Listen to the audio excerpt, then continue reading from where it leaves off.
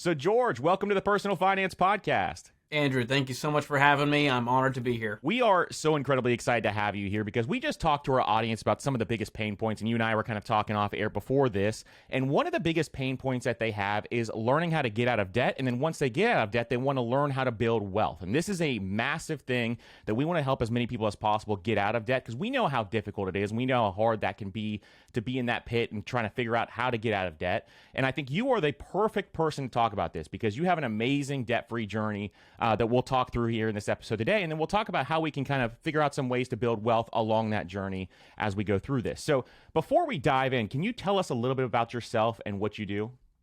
Absolutely. So I work here at Ramsey Solutions, Dave Ramsey's company, and I've been on the team now for 10 years, which is insane. I think it's the longest held job by a millennial, so I'm honored to hold that award. Absolutely. And for the last few years, I've been a Ramsey personality, which means I'm speaking on stages and hosting shows and really helping our fans, being that touch point, that personal connection to help them impact their finances, help them build wealth, avoid the traps out there, and get out of debt. And so it's been an incredible journey here.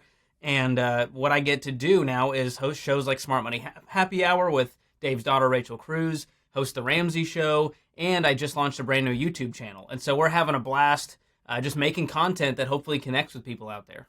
And your content is absolutely amazing. If you guys haven't listened to any of George's content, he's on Dave's show a lot. He's one of the co-hosts on Dave's show. And then his show with him and Rachel is amazing. I love the way that you have that casual conversation, but it's still something that really, really is helpful for a lot of people. So it's very cool, some of the stuff that you are doing. And then your new YouTube channel, I saw the first episode of that as well, and it looks awesome. So I'm really excited to dive into some of that as we go through this today. So first thing I want to talk about is getting out of debt because you, in 10 years, went from a negative net worth to a debt-free millionaire. And that's an amazing accomplishment to go through that process within 10 years. So how did you get into debt, and what was the light bulb moment when you realized, I have to turn my money around?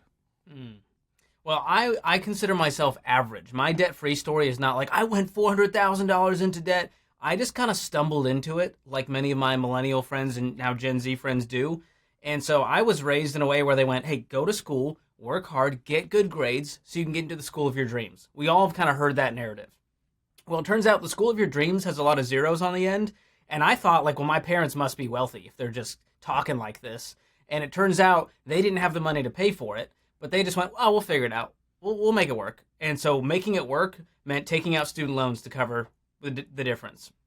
So on top of that, I took out $36,000 in student loans. Then I took out credit cards because I was told, well, you got to build your credit score early. You got to get the credit card and just put all your purchases on it and you'll build your score. It's going to pay dividends later in life. Well, there I stood, $4,000 in credit card debt, thinking this is how you win. I'm building my score. I'm going to college. And then I was with $40,000 in consumer debt, wondering, is this it? I was broke. I was anxious. I was kind of feeling hopeless. I was cynical towards the system, towards society, all these people that I felt lied to me about the path to success and happiness. And that was in 2013. And I started at Ramsey and I went through Financial Peace University. And it kind of just opened my eyes to this whole other world where I was like, oh, this isn't normal. We've just made it normal as a society to be drowning in payments and go like, we're doing great, guys. This is the path. And so going through that course and working here, I decided I'm going to pay this off intensely. And so I did it in 18 months through side jobs. I was making an entry-level salary, and so I was like, I got to get some extra income. I stopped eating out and going out with friends for a while. I was doing Uber and Lyft. I was doing freelance consulting, anything I could do to get rid of this debt fast. And 40 grand in 18 months, I was completely debt-free. That is an incredible story, and kind of the extra things that you did and what is really, really powerful. And what I love about your story is that it is what a lot of people fall into. A lot of people don't fall into the trap of $300,000, $400,000. I'm sure on your show you hear people talk about that all the time. You guys have to figure out that situation. But for most people, they just get into maybe $10,000, $20,000, $30,000, $40,000 worth of debt, and they have to figure a way to climb out of that. And so you have a way that you did that. You went through that, and you became a millionaire by year 10, which is so incredibly powerful. So you use the baby steps as a roadmap, and we have never talked about the baby steps on this podcast. It is a big question that we actually get from a lot of our listeners on talking through the baby steps. We haven't done an episode on that yet, but I think for those looking to get out of debt, it is a very powerful way to learn how to get out of debt and then go on to building wealth. So can you explain the baby steps and how they work? Absolutely. So the baby steps have been around now for decades. This is the proven plan that Dave has been using in every book, every product, every show. It's what we walk people through, and it's because we believe in it. And so baby step 1 is save $1,000 in a starter emergency fund. Then we move on to baby step 2, where we use the debt snowball method to pay off all of our consumer debt from smallest to largest. That's it. That's all we're doing in baby step 2. No investing, no saving, no eating. That's it. Super focused, gazelle intense is what Dave calls it. Once we pay off our consumer debt, we go back to the emergency fund in baby step 3, and we fully fund it with 3 to 6 months of expenses. Now we have no debt and a fully funded emergency fund, which means we have margin in our life to start investing. So baby step 4 is to start investing 15% of your household income into retirement. And once you got that plate spinning, we're going to do the next few at the same time, which is baby step 5, save for college for our kids if you have that. If you don't have kids, you can leapfrog to baby step 6, which is pay off your home early. So we've got 15% to retirement. Anything extra that we can throw towards the mortgage on top of the principal helps us pay off the mortgage early so that we can be 35 with no mortgage, 45 with no mortgage. And then we're at the pinnacle. Baby step 7 is the mountaintop where we can just build wealth and give outrageously. And that's really the goal. The goal is not to just pile up money to pile up the money. The goal is so that we can be others focused, so that we can have our eyes upward looking for opportunities to give and to serve and to leave an inheritance to our children's children, as the Bible says, and just live our best life at that point. And a lot of listeners know that we talk about giving on this podcast all the time too, and we talk about giving, at least 10% of your income and kind of going through that whole process. And it's one of the most powerful things that you can do with your wealth, and that's what I absolutely love. Imagine if everybody in this world built wealth and they were able to give, how much more we could do by doing that. So it's one of the coolest things. And one thing I think a lot of people get wrong with the baby steps is that, I think a lot of people think you have to pay off your mortgage early on in that debt-free process instead of doing it before you're actually starting to invest. And actually, what the real baby steps talk through is you can do that later on. A lot of people panic through that process, say, I have this $200,000 mortgage, I got to pay it off before I can start investing. But really, it's a process that you have later on in the baby steps. So I think that's another cool thing that you're talking through there as well. Now, eventually, you did pay off your house. So what did it feel like to send in that final payment?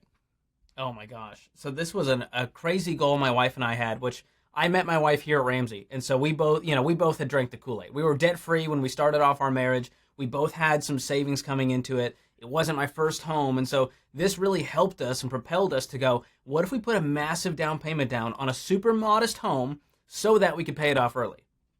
And so we pre-decided that we were going to do this. This was not like we overbought too much house because the bank said we could take a $500,000 loan. And then we decided. We pre-decided. So we put down a huge down payment. We bought a $300,000 house. We put down 45%. I was still hustling. I was still doing side hustles at that point. And so we were able to put down 45%, which left us with $165,000 on a mortgage. And so we just had a goal. Let's try to pay this off in under 5 years. Well, we're very goal-oriented. We're very driven people. And so we couldn't settle for that. And so we ended up doing it in 26 months. Wow. And we did our debt-free scream on the Ramsey show back in January of 2022. That's incredible. That is one of the most difficult things, I think, that it really going through that process and learning how to do that is one of the toughest things. And setting that goal is the first step. And you guys had that goal set in place. Then you just pursued that goal and took the steps that you needed to get there. So that's absolutely amazing. I'm sure that's one of the coolest feelings. And it's interesting because we've had a couple of millionaires who became millionaires in their early 30s on this podcast. And almost all of them actually did that process. They went through paying off their mortgage very early on. And so it's a very cool way that you can increase that gap between your income and expenses and really take those extra dollars once it's paid off and build generational wealth over that time frame. So it's a very, very cool way that you can do it. And you asked what was the feeling like of sending in that final payment. It was so funny to me because we went to the bank to do this. I thought I could just hit like a cool button and there's like confetti on the website. No. The mortgage company makes you request a payoff statement, which is snail mailed to you. So you have to wait for that to come in to find out what you even owe them. And then I found out, I can't even wire the money. I have to go to the bank. I can't do this online. And so as a millennial, I was like, this is so inconvenient. But I was like, it'll be a physical experience to go to the bank and do this. The banker's going to be cheering us on. The banker didn't give a rip. The banker was just like, okay, what do you need to do? A wire transfer? Okay, what's this for? Home payoff? Okay, that's the dream. Exactly. I know those bankers they're probably mad that they're losing out on their interest payments later in the future too. Oh, yeah, exactly. And so 5 minutes later, they're like, okay, this transaction's complete. It will happen at some point today. So you're like, at some point. And so when is this going to happen? So we just left there just kind of like, we need to go do our own celebration because that was the most depressing experience. But what wasn't depressing was having that paycheck hit the following cycle and it stays with us instead of having to go back out to a lender. And so there is such freedom in that. It's allowed us to do so many amazing things. And by the way, we lived at the same time we did this process. We still went on vacations. We still had to upgrade a car. You're still doing all of these things. And so we say when you move from baby step 3 into 4, 5, 6, you move from intensity to intentionality. We stayed intense because we're extra weird, but this doesn't have to happen in 26. If you're watching out there going, that's unrealistic, it's okay. If you do it in under 15 years, you're already doing so much better than most of America. But the key is to set a goal that works for you, that feels like kind of a stretch goal, that pushes you a little bit.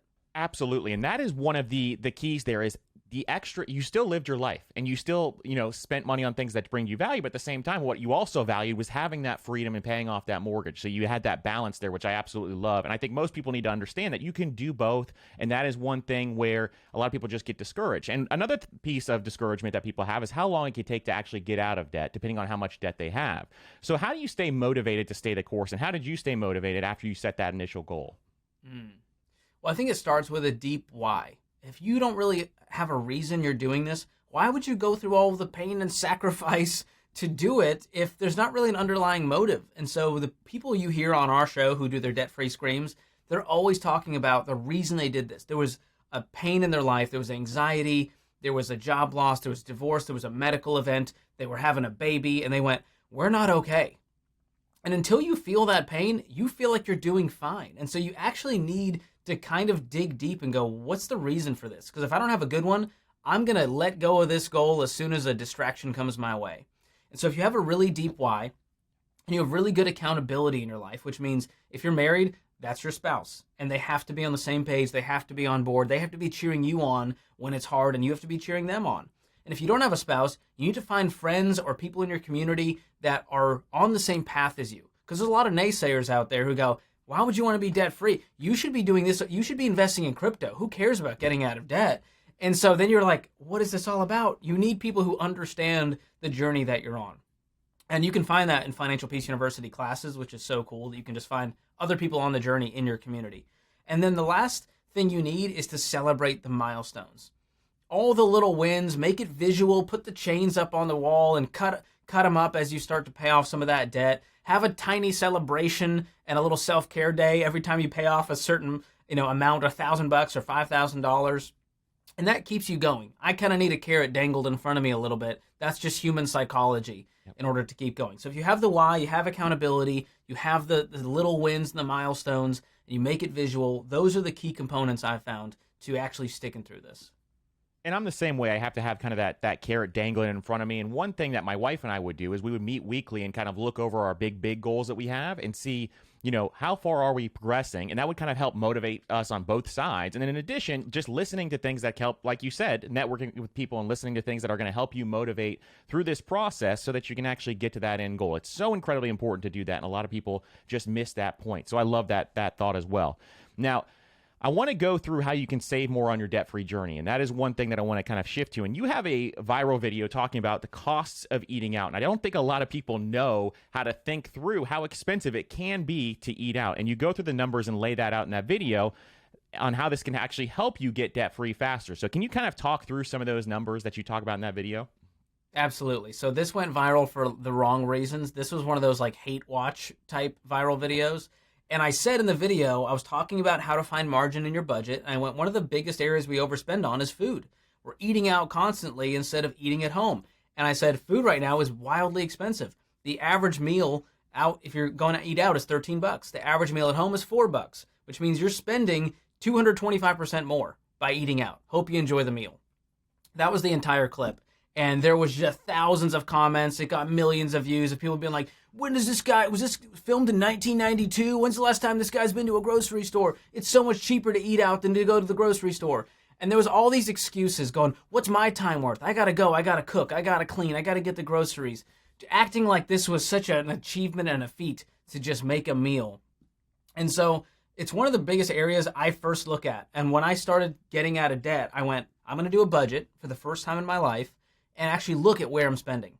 And most people aren't doing that. In their minds, they're spending so much less on food than is actual reality. And when I did the budget, I realized, oh my gosh, I'm a tiny person who was single and I was spending $700 a month on food. Because I was just kind of doing it out of emotion and impulse. Whatever I felt like, I would just go eat. I would go eat out on the weekends. And if I didn't want to make a meal, I just wouldn't make a meal. And that caused me to way overspend. And so it's one of the first areas I help people look at is how can we shave this down? No, you don't have to spend 3 hours cooking a gourmet meal to save money. You just have to be intentional. You have to look at what's on sale at your grocery store, maybe switch your grocery store to somewhere cheaper like Aldi instead of Whole Foods or Publix, and then start to actually make a plan. You don't have to be like a vegan CrossFitter to do meal prep. You just have to go, I'm going to find stuff on sale. I'm going to find a carb, a veggie, and a protein, and I'm going to make that in one pot in 5 minutes and call it a day. That's all it takes. And just by doing that alone, you can save hundreds of dollars a month because restaurants aren't stupid. They're not losing money here. They're making a profit. So they've increased their prices on top of you having to tip, on top of all the appetizers and entrees going up in price. You're paying way more to eat out than you are making any meal at home. And that is one of the biggest things that people don't realize how much they're spending money on. Every person that I talk to that we work through their budget, we look at, where are you spending the most of your money? They think they spend way less on food and groceries. And then all of a sudden they realize they're thinking they're spending $500-$600. And then they realize they're spending $1,200-$1,300 a month on food and groceries. And so this is the biggest place to look first. If you've never set a budget before, it's looking at your food, transportation, and housing, obviously. But food is a big one that just kind of sneaks up on people, and they just don't realize how much they're spending because the transactions are small, but overall it becomes a very large transaction if you look at it over month to month. And one thing, if you want to cut back on eating out, for example, one thing we talk about on this podcast all the time is you can gradually reduce that. So say, for example, you spend $700 a month like George did. You can reduce that over the course of 3 or 4 months so it doesn't hurt as bad. Maybe you want to spend $400 by the end of it, then you reduce it by $100 a month so you can kind of settle in and feel that difference, and it's not as bad as just ripping the entire Band-Aid off. Then by 4 months, you're saving, hundreds of dollars every single month, and you can actually put those towards your debt payments or whatever else you want to do when you're building wealth. So that is one cool thing that you definitely want to be looking at. I love that video. So, and I know you get hateful comments on those videos all the time. Welcome to TikTok. Every viral video Welcome we've had to the on internet. TikTok That's part is of just being some of a the worst creator. comments we've ever gotten, for sure. And so one other cool thing that you talk about is you talk about money traps that many people fall prey to in the U.S. And I think this is a really, really big thing that we need to be talking about a lot more. So what are some of those money traps that we need to avoid? Well, the big ones, of course, are all related to debt. And so when you look at across the board, we have record levels of consumer debt in America today, from credit cards to car loans to student loans to personal loans. And these are things we're choosing to do. A lot of people go, well, hey, listen, they have to go into debt. They have no other choice. And the truth is, until you believe that there's another choice, you will always be in debt and you'll always have payments. So those are the big ones I see across the board are auto loans, student loans, and credit cards. But the other traps, they're a little more nuanced. They're things that you wouldn't really think about. It's things like Apple Pay Later that just rolled out. Their Pay Later program where you can take out a loan of $50 to $1,000, no interest, no fees, and you can pay it off over 6 weeks, and it creates some flexibility in your budget. That's what all of the marketing promises you. What actually happens is you have 17 transactions that you overspent on because in your brain tricked you and said, dude, you're getting 75% off. This is a killer deal. You should buy more. And so you overspend, you have 17 payments coming out, then you overdraft and get hit with a bunch of fees from your bank. And so buy now, pay later is one of the biggest traps out there because these young generations think this is a great alternative to credit cards because I'm not paying 20% interest. But what you're doing to yourself is robbing your current self and future self by overspending and not having margin in your budget. And so if you have the cash for it, pay for it now. If you don't have the cash for it, you can't get it. That's called delayed gratification in an instant gratification world. So that's another huge trap I see. And the other one is just advice on social media. I mean, I'm trying to swim against the grain here and go upstream, but there are so many traps on social media. People telling you, dude, you should just get an Airbnb and it cash flows, bro, and they pay off your mortgage for you. And oh my gosh, you need to use a universal index whole life insurance to build wealth. That's the key. And you need to get a life insurance policy for your kid because that is also another wealth building tool. You should buy a house for them when they're 4 and pay them as a baby model. And I'm just like, oh my gosh, this is insane. And it's leading people down these get-rich-quick traps that keep them broke. It doesn't help them build wealth. It holds them back from building wealth. And so there's so many traps out there. We could talk all day about investment traps, real estate traps, consumer traps. But the key is, if you live a debt-free life, you only pay cash for things, and you read the fine print, and you go, nope, if it sounds too good to be true, I'm running far, far away. If it looks hard and difficult, it's probably the right path. That's how you become a smart consumer. Exactly right. And I think two of them that you mentioned there are major soapboxes for me. It's the buy now, pay later one, which is a huge one, because if you can't afford the total amount, especially on discretionary spending, then you definitely should not be going through the buy now, pay later section. And then the IUL thing is one of the things that drives me crazy, because it's almost borderline, a scam at this point in time, the way that they're promoting it. But that is the one that really, really is, if you break it down, and we've talked about in this podcast before, if you break it down, how much fees you're paying on those IULs, it is just one of the most important things to avoid at all costs, or whole life insurance, or any of those things that they talk through. So I'm so happy that you brought that up. So say, for example, we're looking at our food budget, we're looking at our housing budget, maybe we're looking at some of these money traps, we're avoiding some of these money traps. So what are some other things that people can look for in their budget to save money so that they can take those dollars and attack debt? So this all comes down to margin. I'm actually, my big talk at our Smart Conference event is all about how to find margin in your budget. It's called Show Me the Money. And there's only two ways to find margin. One is to spend less. So we talked about ways to cut in your budget, subscriptions and food and shopping, your insurance. The other side of the equation for margin is make more. And a lot of people feel stuck. They go, well, I only make $40,000. How am I going to pay off $85,000? There's just not enough. I need a bigger shovel. And the truth is, income is largely in our control. And it may not be at our full-time job. I can't just go ask my boss for a raise because I want to pay off debt. But what I can do is figure out what are the skills and talents and passions that I have. How much time do I have to devote to this? And how can I get my hourly rate at such a point where I feel the value of putting in the work at night and on weekends to make 15, 20, 25, 50 bucks an hour? And so that's what I did. I was in marketing at the time. So I can do marketing consulting. I can help people launch their books and podcasts and help them build websites. That's something I did as a side hustle, was just building websites in Squarespace for small businesses, for entrepreneurs, for authors and speakers. And then on top of that, I was like, there's things anyone can do. Anyone can deliver packages for Amazon Flex. They can deliver food for Uber Eats and DoorDash. They can drive for Uber and Lyft if they have a car. And so these are things that can easily add, 15, 20, 25 bucks an hour. It adds up to 100, 200 bucks a week. That's $500-600 a month. And you go, wow, I can feel the progress when it comes to paying off debt. And so if you can do both of those, the budget audit to go, where can we cut ruthlessly? And then on the other side, go, where can we add? Are we getting a big tax refund? Let's change our withholdings. That'll give us more money in our budget. And when you do that, it's addictive. You get super excited to find out where we're going to start searching the couch cushions for some coins at this point. So those are the two parts of the equation, and I promise you, if you do those things with intentionality, you will find hundreds of dollars.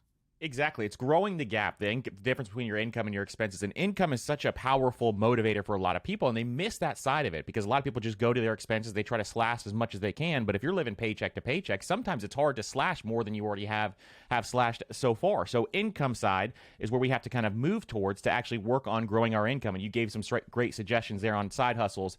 And I love that you had the two sides of the spectrum on the side hustle as well, where you had one where you were building websites where you can maybe even turn that into a full-time business at some point in time. And the other side, you have your active income that you're kind of working towards when it comes to maybe delivering things for $15 an hour. And over time, between those two things, your income can truly, truly rise. And in addition, just negotiating your salary at your job. If you have a career or a day job, you can negotiate your salary there and learn how to do that. Negotiation is obviously a skill. And it's one of those things that if you do this the right way, you can make a lot more money just by learning how to negotiate and by doing that over that time frame. So income is so important when it comes to your debt-free journey. So, George, I want to shift gears here, and I want to ask you some of the questions that we ask a lot of our guests here, and people love when we ask some of these questions because we get some great answers here. So what part of your work or life makes you come alive? Ooh, that's a fun one. Truthfully, we work with so many amazing people here at Ramsey Solutions. We have a team of about 1,000 people, and people ask me, like, what's your favorite part of your job? Is it the Ramsey show? Is it speaking at live events? And truthfully, it's the team. Anytime we're in a room with the team and we're brainstorming, I'm a creative guy, and so if I'm not actively creating, I'm not being refueled. And so when it comes time to writing a script for the YouTube channel, and we're all digging for the joke in there and pulling up pop culture clips, that truly fuels me to create with people that I respect, people that I love, and to laugh while we do it. That is where I get the most fuel. The other side of the coin is connecting with our fans and hearing their stories. That is easily the best part of my job, is to see the life change. Most people, their job, you don't get to see the impact that you're making. You're sitting there, you're responding to emails, you're in meetings, you're like, what is this all for? I have the benefit of seeing the impact face to face. I get to hear it. I get messages from people sharing their debt-free journey. And it's such an honor and a privilege that they feel like I'm the guy they want to celebrate with, they want to tell, because they don't have a lot of people in their life to tell. Because people get judgy, they're jealous, they don't understand. And I'm just the guy going, way to go, man. I'm so proud of you. You're building wealth. You're changing your family tree. Keep going.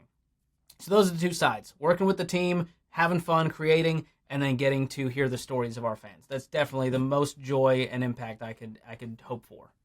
It's incredible, and it truly does resonate through all of your content, the way that you guys help people through their debt-free journey and then beyond going out and building wealth. The second one is an interesting one. So what is your biggest fear when it comes to money? Ooh. Biggest fear when it comes to money is getting over the scarcity mentality and the well, what if it's not enough? So there is a fear of just we don't know what the future holds. And I'm a very future-focused person. And so I have that anxiety always bubbling beneath, going what if, man? What if it all goes down? What if when it comes time for you to retire, the market crashes and it all goes to zero? And so there is always that kind of paranoia in the back of your head of, I want to have a great retirement. I don't want to have to go well, we can only spend this much this month. We got to really watch the numbers. I want to have a baller retirement where, yes, we're doing a budget, but we know the money's there. You have so many millions and so many zeros at the end that you can spend and you can give and you can say, do whatever you want, go on a vacation without worrying about it. And so there's always that worry with money, but what isn't there is the present worry with money. Now it's just kind of hope the future goes well. And part of it is just running out numbers and going on the conservative side, we'd have $3 million.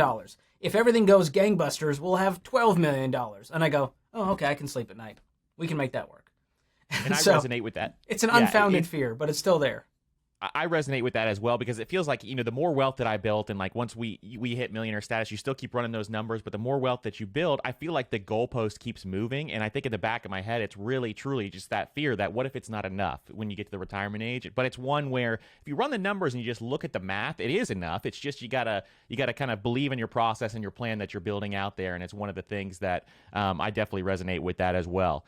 So this year, what are some of the plans that you have to level up some of your finances? Now that you're maybe, you're a millionaire now, you're debt free. What are some things that you want to do to level up your finances?